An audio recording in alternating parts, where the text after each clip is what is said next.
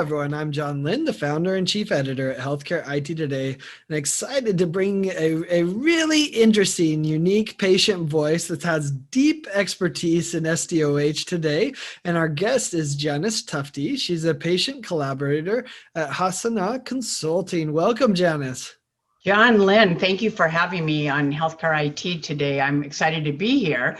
And I just want to say that basically I started my small business because I had created like 6 projects that are based around social determinants of health 15 years ago. And I actually won a website, putting my card in at a store. And so that was how I started my website. And I was asked by a university. I was hired by a university to work on their homelessness project with the Interfaith Project, Seattle University, and I needed to have a small business, so that's how I started, and now I'm very involved nationally, even internationally, with social determinants of health, equity, diversity, disparities. Well, I think it's such an awesome background. I mean, it's funny. At the same time you were doing that, I put out my first EHR blog, and I was just trying to figure out search engine optimization and what is this blogging world. I rolled it out 16 years in December. So we had the same pathway as far as getting the website up and kind of using it. And man, what a journey we've both been on, I think. But so let's dive into the topic of SDoH. What do you see as kind of the state of SDoH today? I mean, it's amazing you've been doing it for 15 years. What a trailblazer. Well, it's actually been around a lot longer than that, and social workers had a specific name for it, but really a friend of mine calls it, it's just life, really. So basically, I have gone through some trials and tribulations and have experienced a need for many of the social determinants of health resources over the years. And my community, the Muslim community, recognized that I understood a lot about social determinants of health. And so I was kind of the go-to person to connect people to housing, to help connect them to food banks, to help to connect them to transportation, and also internet. We have, I live in Seattle, and we have really good internet, broadband for $9.95 by multiple vendors. So I've always been looked at it holistically, and that if we don't have all of our life, taken care of, our life needs taken care of, how can we have better health? So it's very interesting how I've moved from that now into more of the data aspect or the digital aspect of social determinants of health. And really the state of it today is in the last 3 years, just as an example, at any conference I would go to, the research conferences, PCORI, whatever, there might be 40 people in a room about social determinants of health, whereas right before COVID, we had full rooms, the largest venues with standing room only, and couldn't allow any more people in, right? I'm talking hundreds of people, IHI at all, all the larger arm, Health Palooza. So it's really taken off, and everybody has recognized it. That, one of the bigger issues is there's so many different vendors for the clinics around the nation. So interoperability, I recognized, whoa, we can't do any of this without interoperability. And I remember seeing Dave DeBronk talk about it, and I realized nobody was talking about the social determinants of health aspect of it, though. And so that was my special little niche. And now Gravity Project, a couple of years ago came forward, Kaiser funded Siren at UCSF, and now it's really going forward where now, we passed housing, food, we've already balloted, I'm a voting member, different parameters, what else? There's other housing, food, but now we're working on social isolation, loneliness, which are 2 different things, and as well as, different avenues of intimate personal violence. So it's all about being able to code it and, how to associate the value sets to represent social determinants of health data and document them in the EHR. Yeah, and I want to talk about Gravity Project, but before we get there, I'd love to hear, let's talk about the elephant in the room. You can't do an interview without some COVID talk, I think. Right. So how has COVID-19 really accelerated this? And is it sustainable, what it's, the change in mindset, or is it just a spike for COVID and people are kind of going to go back to the previous status quo? It's definitely sustainable. Everybody's doing it. I believe, the community health centers have been doing it for a while with Prepare. That assessment tool is very well known. I received my care from Kaiser Washington. It used to be group health. I can remember years ago, my doctor talking to me about, I had some, what I would consider insecure housing. And when I would come in, he would just mention, how's your housing? How are things going? And he just remembers, things like that. But I am able to put that into my EHR if I'd like to. But basically, COVID showed the disparities, right? Mm-hmm. So everybody, anti-racism is at the forefront. We do have to recognize this. This is still being discussed, and I do believe it definitely is one of the social determinants. I don't like the term determinants. I use probabilities, and a new one I heard actually is social disparities of health. But the reality is SDoH is just the term that's used, and different things for different, but really different cultures are really being brought to the forefront, and what certain communities have and other communities don't have is a stark reality. So really one of the biggest arguments in SDoH today is, how are we going to recognize community level and then to identify community? So I feel everybody has multiple communities. So, identifying those communities and what they have for social supports. But something that's very important is I felt zip code is one of the most important, and that is true, because you can find out from zip code and mapping, right, what is available in the area, say grocery stores versus a small little store or no store at all, if they have clean water, if they have access, even access to water, this is going to be a big issue coming, forward. Utility help, there's so much to find out, and different states offer, and different regions and different jurisdictions mostly offer different opportunities to solve some of these burning questions that really do impact individuals' health. Well, and it feels like Gravity Project to me, and maybe I misunderstand the project, so I'd love to learn more, but it seems like, the intent is to help that information flow between different organizations, but in the process of doing that, you're going to essentially create a directory of those services that are available. Or am I thinking about this wrong? It's super interesting. I was just honored I had to kind of push my way, the door open, when I first heard about it a couple of years ago at a Putting Care at the Center conference. By the way, this is Camden Coalition. You maybe have heard about them, but they have a center for complex care and social needs. And I was a consumer scholar for 3 years. I'm on their Alumni Speakers Bureau, and somebody presented on it, and I had to go up and talk to her afterwards. I was so impressed, right? Mm-hmm. But basically it's identifying coded data elements. So what they do, the first one we did tackle, I believe, was housing. Might have been food insecurity. I can't remember which one was first. I think it was housing. But basically, they identify nationwide with many, many stakeholders, literally hundreds of people, right? Say, this is what we use for our assessment tool. So all those assessment tools are listed in like a library within Gravity. And then some of the most pertinent and what we vote on, we feel are perhaps the best, those are turning into codes. And they did go forward in CDI. They did go forward. 10 of them, they're called Z codes. I don't know if you know that. Social Determinants of Health are Z codes. And so there's actually many, many, many. But also some of them might be, we're trying to determine what's the best overall that could be, that could apply more generally across. But basically you could also go within, and use whatever code you want. But the interoperability is the biggest issue here. But it's, the 4 clinical activities are screening, diagnosis, planning, and interventions.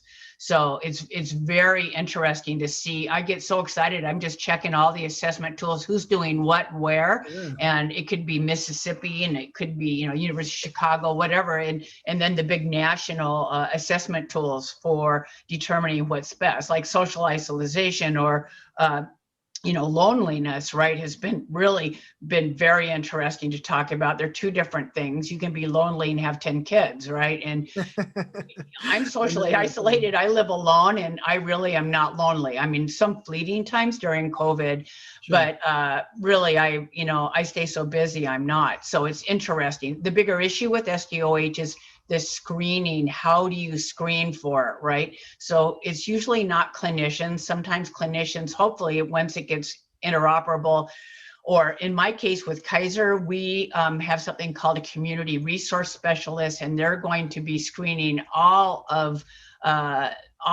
Kaiser Washington patients and for social screening, right? Because we have found that elderly in particular don't want to admit that they're food insecure. It's kind of embarrassing. Sure. So how can we tackle that? So by asking the screening tool, hopefully it'll be online. If it's, they have found that sometimes doing it by themselves, there's less stigma, and whoever asks the questions can be a bias either way unintentionally. You might not like the person either way, right? I mean, Sure. there's just some people you don't match with, right? Yeah.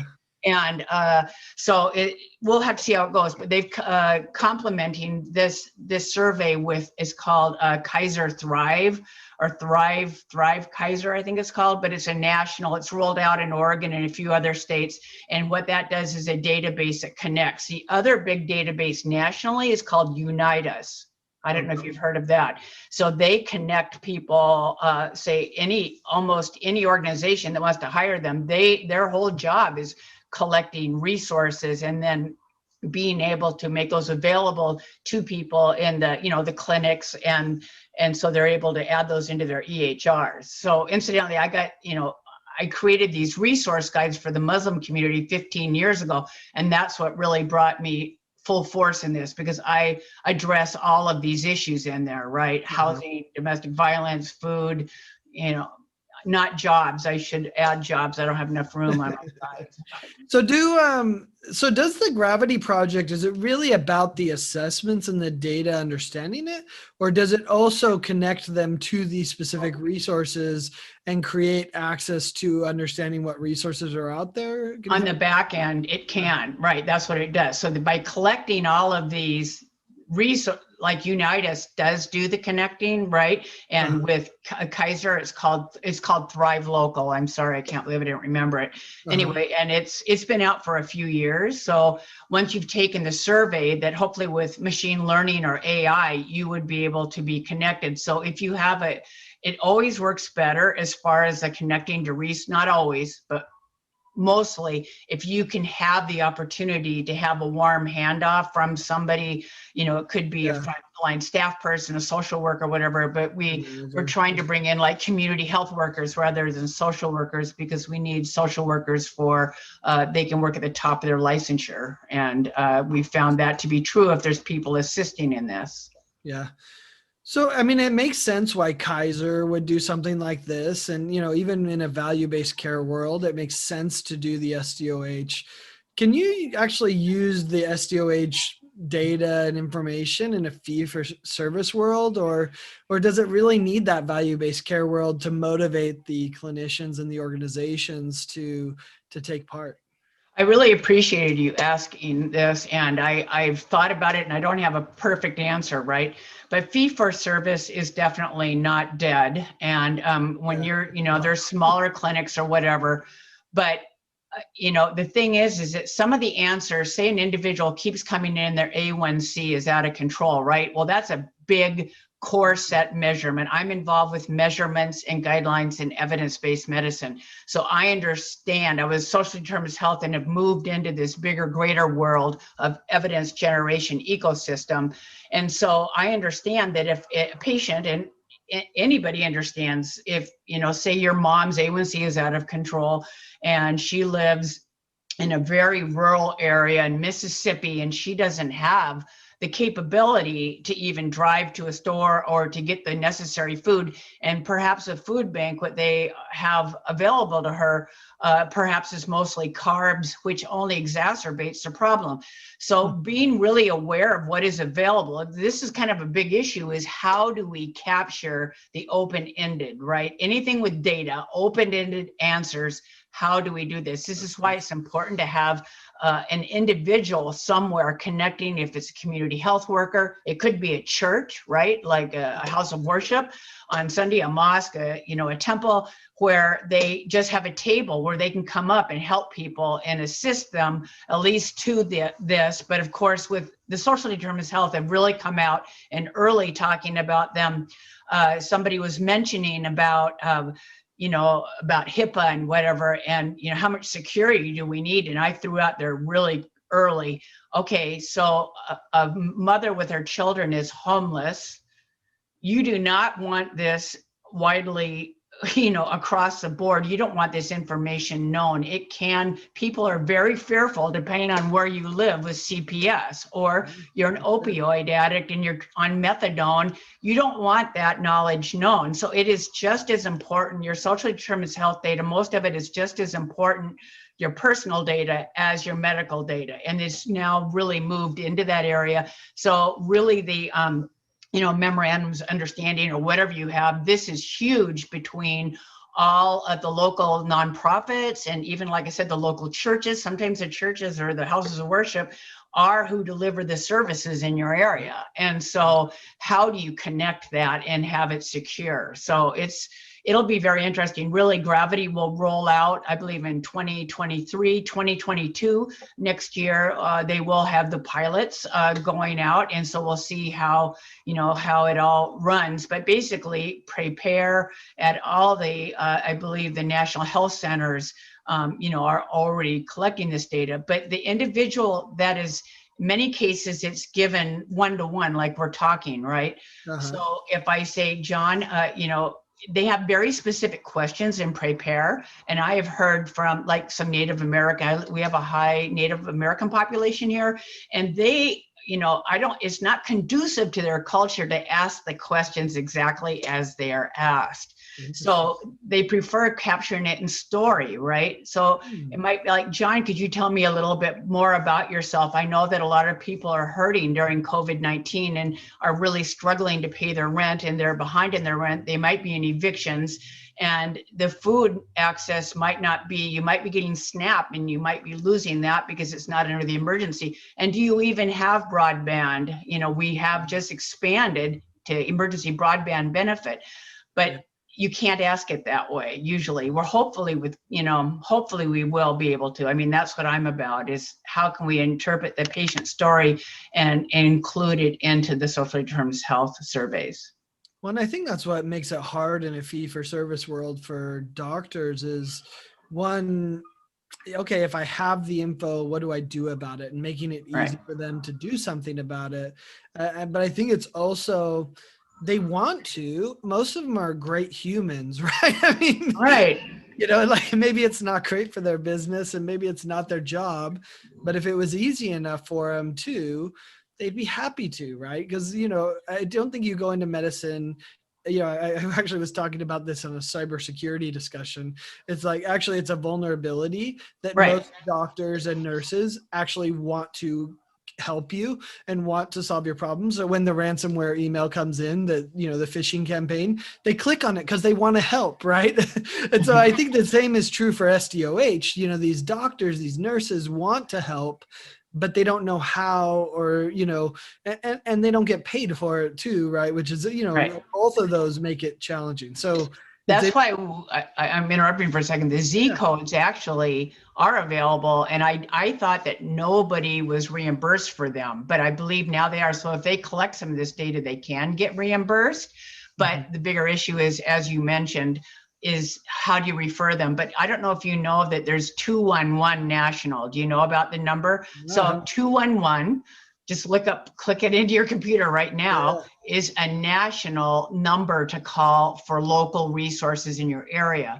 But because everything changes so much, and you often have to wait 45 minutes once you put in your zip code to find, if you live in an urban area, and if you live in a rural area, there might not be much. A bigger issue here, John, is that once you understand what the needs are for the individual, that there really is not resources. I'll give you a perfect example. I've been on a list for senior housing in Seattle for 8 years before I got called up. And when I got called up, I really didn't want to, I didn't want to take the offer I had, right? I've just kept my name on the list. I don't know what's going to happen. But anyway, and so this isn't common. In some areas, they have 12-year waiting lists for housing. A lot of people do not know this.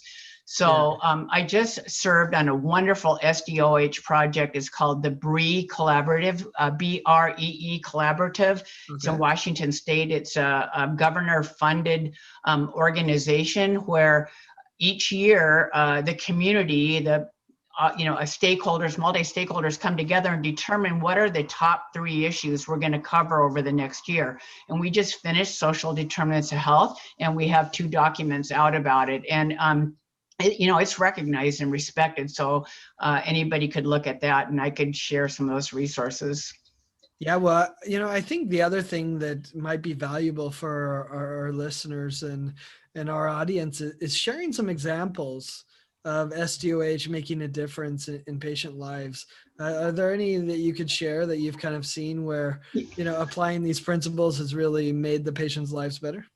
I actually have one of the best, it sounds kind of small, but in truth, it's a big one when you're talking from a clinic level. So a few years ago, I was at HCSRN, I don't know if you know it, the research network, it's healthcare research network anyway, at their conference. And basically it's for integrated health systems, right? Mm-hmm. And research. And they were talking about the project that I was actually on, which was in 2012, where we developed community resource specialists and co-developed it with patients and stakeholders and frontline providers. And the project that we created was piloted where the individual sits in the clinic, right? And his patients are can be referred from anybody in the clinic. If they have any needs outside of typical clinical care, they can go to the community resource specialist, the CRS, and receive help.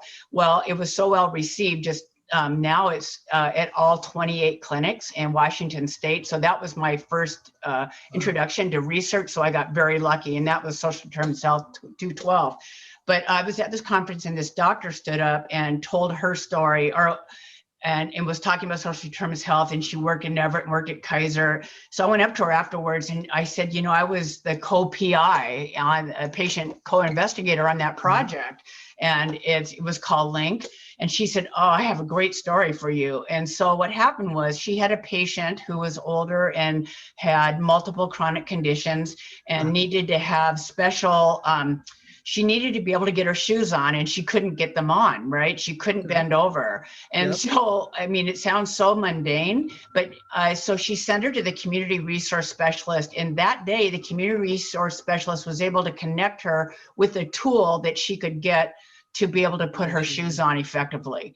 And it's something as small as that, but it's very real. And so it's amazing what people can do. But the stories go on, and I can't even think. I personally have been assisting people with social determinants of health issues for many years with the resource guides I make, where I've been able to, to guide people. I've just been doing this on my own, similar to what a CRS would do, how to apply for housing, how to go to 211 to find your local connections to food, to transportation. So I understand because I'm in an urban area that's progressive, we have a lot of opportunities, almost free bus passes. We are, like I said, our broadband is $9.95 a month for low-income individuals, seniors.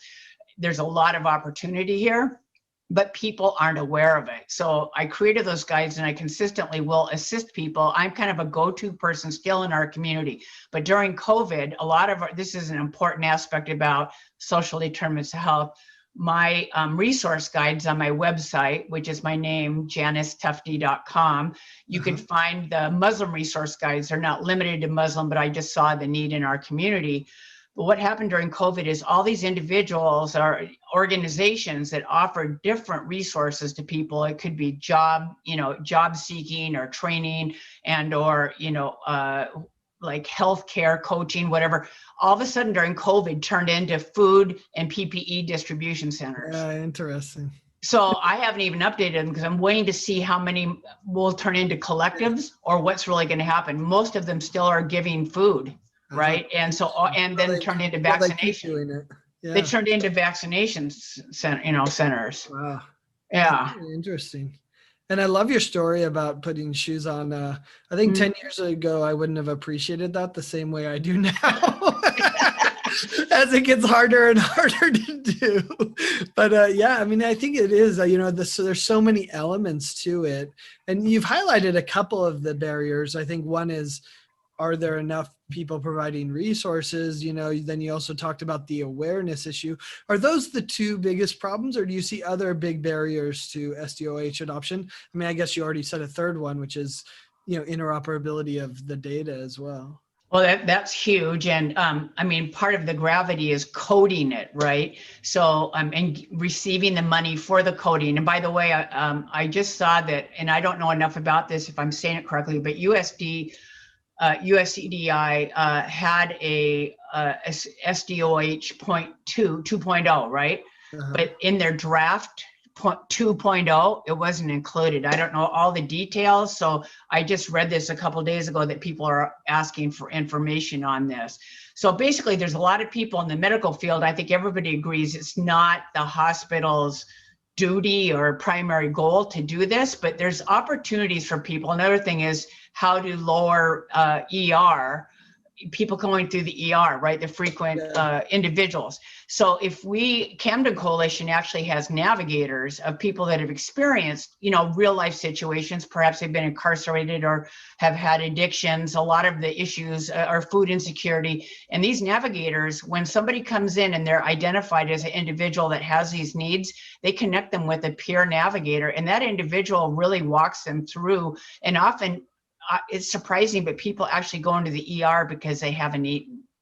And in the past, they've been given food. And so, it's interesting what's happening on that front. It's hard to say if that's a good or a bad thing, right? Well, doctors have gotten in trouble for giving food to people. And so it's really an odd situation. So you don't want to promote it. But if you have, there's simple solutions.